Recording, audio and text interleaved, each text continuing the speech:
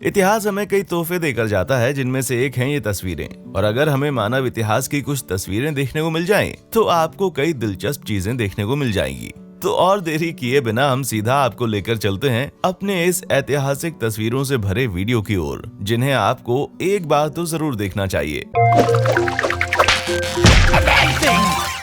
यहाँ हैरान करने वाली बात यह है कि 1915 की ये तस्वीर किसी ऐतिहासिक ड्रेसअप डे की तस्वीर नहीं है। ये छोटा सा चैंप और कोई नहीं बल्कि लिटिल नैप है, जिसे चिंपैंजी वर्ल्ड के नेपोलियन के नाम से भी जाना जाता है, जो कि 20वीं सदी में अमेरिका के कार्निवल का एक बहुत बड़ा सेलिब्रिटी माना जाता था। हालांकि लिटिल नैप्स की जिंदगी से जुड़ी कई कहानियों के बारे में किसी को पता भी नहीं है, जैसे कि वो कैसे परफॉर्मेंस करता था। लेकिन कई ऐतिहासिक पोस्ट कार्ड्स पर आप उसकी तस्वीर देख सकते हैं, जिसमें वो मिनिएचर बाइक चलाते हुए देखे जा सकते है और कुत्तों और घोड़ों के साथ भी परफॉर्म करते हुए देखा जा सकता है। अच्छा है ना कि ये देखने के लिए नेपोलियन बोनापार्ट खुद वहां पर उसके करियर पर कमेंट करने के लिए मौजूद नहीं थे। नहीं, आप यहाँ पर किसी तरह की कल्पना नहीं कर रहे हैं। ये इमेज सच में एक हाथी की है जो कि वाटर स्कीइंग कर रहा है। मुझे यकीन है कि आपको ये चीज अब देखने को नहीं मिलती। दरअसल ऐसा इसलिए है क्योंकि मॉडर्न ऑडियंस के साथ ऐसा एक्ट नहीं किया जा सकता है ना। क्यूनी ने अपना डेब्यू 1950 में पहले सर्फिंग करने वाले हाथी के रूप में किया और वो अक्सर अपनी मालिक लिज डेन के साथ काउंटी फेयर सर्कस और द टुनाइट शो जैसे टीवी शोज में नजर आती। ये मशहूर जोड़ी वाटर स्की डांस करती और हारमोनिका बजाते हुए भी नजर आती और लीज को इस बात से कोई आपत्ति नहीं थी कि सबको पता चले कि क्यूनी को स्कीइंग आती है और इसे कभी भी इससे कोई खतरा नहीं था।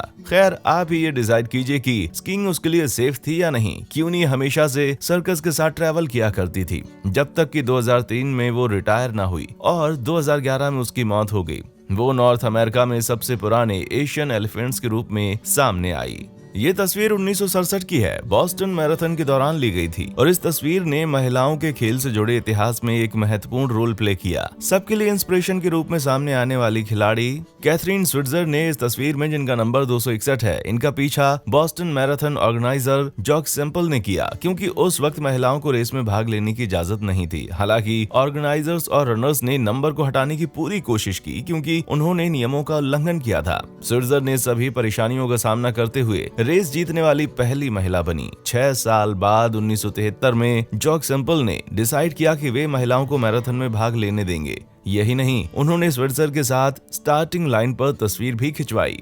ये अगली तस्वीर किसी अव्यवस्थित वर्क डेस्क की नहीं है, बल्कि ये तस्वीर है दुनिया के सबसे बड़े जीनियस अल्बर्ट आइंस्टाइन के ऑफिस की। ये तस्वीर उनकी मौत के कुछ ही घंटों बाद 18 अप्रैल 1955 में ली गई थी। आइंस्टाइन की मौत दिल के दौरे की वजह से हुई, जब वे मात्र 76 साल के थे। यही नहीं, उस दिन फोटोग्राफर राल्फ मोर्से ने, जो लाइफ मैगजीन के लिए काम करते थे, उन्होंने कई ऐतिहासिक तस्वीरें ली, लेकिन जनता के लिए सिर्फ यही एकमात्र तस्वीर रिलीज की गई थी, क्योंकि उनके बच्चे गोपनीयता बनाए रखना चाहते थे। मोर्स ने यह भी बताया कि उन्होंने प्रिंसटन के इंस्टीट्यूट ऑफ एडवांस स्टडी के सुपरिंटेंडेंट को स्कॉच की घूस दी, ताकि उन्हें इस मास्टरमाइंड की ऑफिस की एक झलक मिल सके। ये तस्वीर है हॉलीवुड के मशहूर दोस्तों की जोड़ी की, जैज गायक एला फिट्जगोल्ड और प्रतिष्ठित silver screen starlet Marilyn Monroe की, जिन्हें अपने दयालु स्वभाव के लिए जाना जाता है। 1950 में ब्लैक म्यूजिशियंस को बड़ी जगहों पर गाने की इजाजत नहीं थी, इसीलिए वेस्ट हॉलीवुड के मशहूर मोकाम्बो नाइट क्लब में उभरती हुई स्टार एला फिट्जगेराल्ड के शो बुक करने से साफ मना कर दिया गया था। इस अन्याय को देखते हुए मर्लिन मुनरो ने क्लब में फोन किया कि अगर वे एला के शो को बुक करते हैं तो वे हमेशा फ्रंट रो में बैठेंगी, जिससे क्लब को पब्लिसिटी मिलेगी, और उन्होंने अपना वादा निभाया और जल्द ही उन्होंने सुपर फैन से एक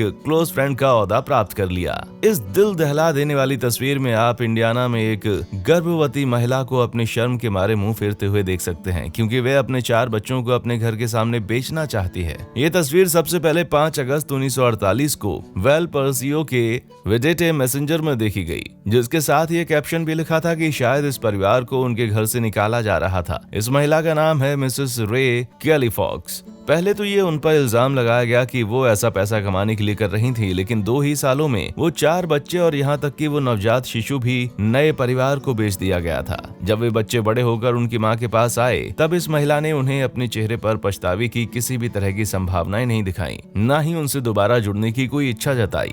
अगर आपको सच्चे प्यार का कोई सबूत चाहिए तो पेश है ये तस्वीर। इन्हें हसनलू लवर्स के नाम से जाना जाता है। इन कंकाल के अवशेषों की खोज ईरान के टेपे हसनलू आर्कियोलॉजिकल साइट पर यूनिवर्सिटी ऑफ पेंसिल्वेनिया के रिसर्चर्स के द्वारा की गई थी। हालांकि इन कंकालों की लिंक पर काफी चर्चा हुई और कहा जाता है कि इस प्रेमी जोड़ी की मौत लगभग 800 BC को हुई थी, जब वे मिलिट्री अटैक के दौरान सिपाहियों से छिप रहे थे। हालांकि उनकी मौत इस अवस्था में ही हो गई। यही नहीं, इस तस्वीर को उपनाम भी मिला जो था कि द 2800-year-old किस।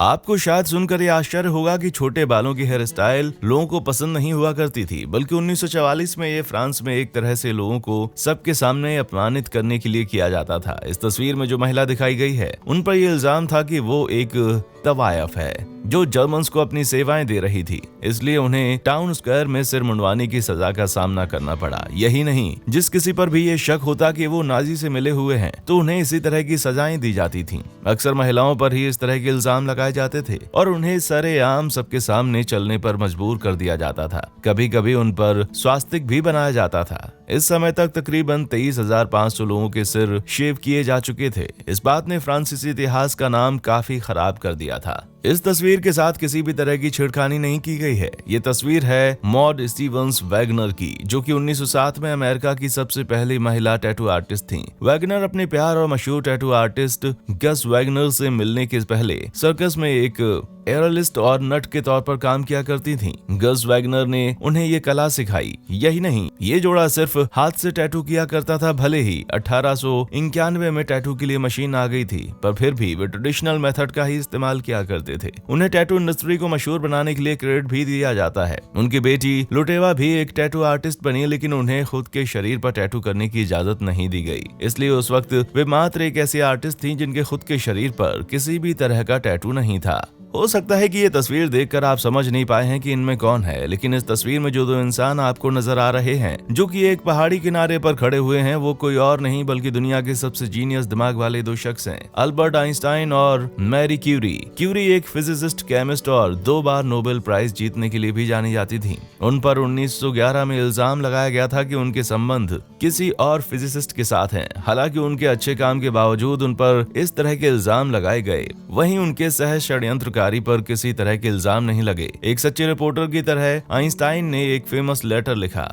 जिसमें उन्होंने क्रिटिक को रेप्टाइल्स बुलाया, और यही नहीं, उन्होंने ये भी लिखा कि वे इस तरह की अफवाहों पर ध्यान न दें। मुझे लगता है कि हेटर्स की आंखों पर पट्टी डालने का ये बस एक तरीका है। इस तस्वीर को देखकर शायद आपको हंसी आ जाए, लेकिन ये उतने ही दिल छूने वाली भी है। यहाँ पर दो लड़कियों को 1941 में एक एडवर्टाइजिंग बोर्ड पढ़ते हुए देखा जा सकता है, जिसमें उन्हें ये प्रॉमिस किया गया है कि उन्हें आइस लोलीज के बदले गाजर दिए जाएंगे। असल में ऐसा हेल्दी खाने को प्रोत्साहित करने के लिए किया गया था। नहीं, ऐसा नहीं था, बल्कि युद्ध के समय शक्कर की भारी कमी सभी के बीच देखी गई थी। ये तस्वीर Easter on the home front 1941 नाम की एक शॉर्ट फिल्म से ली गई थी, और इसमें फेवरेट खाने के लिए अल्टरनेटिव्स दिए जाते थे। यही नहीं, ये carrot ice lolly world war 2 के दौरान काफी पॉपुलर साबित हुई थी। सच कहें तो युद्ध के समय जन्मे बच्चों तक को ये नहीं मालूम था कि आइस लॉलीज आखिर होती क्या हैं। अमेरिकन वर्ल्ड वॉर 1 के बाईप्लेन पायलट पॉल एल्टन ने अनजाने में सैन डियागो में दुनिया की सबसे पहली सेल्फी ली थी, वो भी अमेरिका द्वारा 1917 में जर्मनी पर युद्ध घोषित करने से पहले एक ट्रेनिंग फ्लाइट के दौरान। स्मिथ ने इसे एक वेस्ट पॉकेट कोडेक कैमरा का इस्तेमाल किया था। जैसा कि इसका नाम बताता है कि ये इतना छोटा था कि इसे आराम से वेस्ट कोट की पॉकेट में रखा जा सकता था, और ये 1912 से 1926 में काफी मशहूर भी था, और इसे सोल्जर्स का उपनाम भी मिला था। इनफैक्ट माना जाता है कि दुनिया की सबसे पहली सेल्फी 1839 में केमिस्ट रॉबर्ट कॉर्नेलियस के द्वारा ली गई थी, जो कि आजकल कोई कैजुअल सेल्फी नहीं है, लेकिन हम इसे सेल्फ पोर्ट्रेट जरूर बुला सकते हैं। कॉर्नेलियस ने फिलाडेल्फिया में फैमिली स्टोर के पीछे कैमरा सेट किया और लेंस कैप हटाकर तुरंत ही सीन में शामिल होने के लिए दौड़ गए। इससे पहले कि लेंस कैप कवर हो पाती, सच में ये मेहनत काबिले तारीफ है। ये तस्वीर उस समय की है जब सर्कस में जानवरों का इस्तेमाल एंटरटेनमेंट के लिए गलत नहीं माना जाता था, और 1924 में ली गई ये तस्वीर कोई अपवाद नहीं है। लोटस द नीले हिप्पो, जिसका वजन तकरीबन 2177 किलो था, वो AIG बर्नर्स सर्कस के साथ हमेशा घूमता हुआ नजर आया करता था। 1919 से लेकर 1940 तक वो उनके साथ ही नजर आया, और हमेशा ही उसकी परफॉर्मेंस के दौरान उसके साथ ये कार्ड देखी जा सकती है। हो सकता है कि कुछ लोगों को ये तस्वीर किसी बुरे सपने से कम ना लगे, लेकिन 19वीं सदी में इस तरह के बेबी केज कुछ माताओं को अपने बच्चों को कुछ ताजी हवा देने के लिए एक सुरक्षित तरीका लगता था। इस बेबी केज डिवाइस को 1922 में इन्वेंट किया गया था, जिसका इंस्पिरेशन 1844 की एक किताब से लिया गया था, जिसका नाम है the care and feeding of children, जो ये बताती है कि बच्चों के लिए ताजी हवा कितनी महत्वपूर्ण है। इस तरह के हैंगिंग केजेस लंदन की ऊंची इमारतों में रहने वाली माताओं को दी जाती थी, खास करके उन्हें जो प्राइवेट आउटडोर स्पेस का इस्तेमाल नहीं कर सकते थे। लगभग 1940 तक बेबी एयरिंग का ये चलन जारी रहा। अब चलते हैं एक बेहद ही खतरनाक इन्वेंशन से एक अजीब इन्वेंशन की ओर। ये एक ऐसी डिवाइस है जिसे द आइसोलेटर के नाम से जाना जाता है। इसने अपना डेब्यू जुलाई 1925 में साइंस एंड इन्वेंशन मैगजीन में किया था। ये डिवाइस आपको डॉक्टर हू के इन बंदों में तब्दील कर देगा। इस आइसोलेटर को ह्यूजो जोन्सबर्ग के द्वारा डिजाइन किया गया ताकि वे सब्जेक्ट को अलग कर सकें और साथ ही उन्हें जबरदस्ती फोकस करने पर भी मजबूर किया जाता था। यही नहीं, यहाँ मौजूद आई होल्स भी इतने छोटे थे कि आपको दूर की चीजें नजर ही ना आए और इस कनेक्टेड सिलेंडर की मदद से हेलमेट में ऑक्सीजन सप्लाई होता रहता। जरा कल्पना कीजिए आपको अपनी आने वाले एग्जाम्स में कुछ ऐसा पहनना पड़ जाए तो अच्छा है कि यह आविष्कार सफल नहीं हुआ।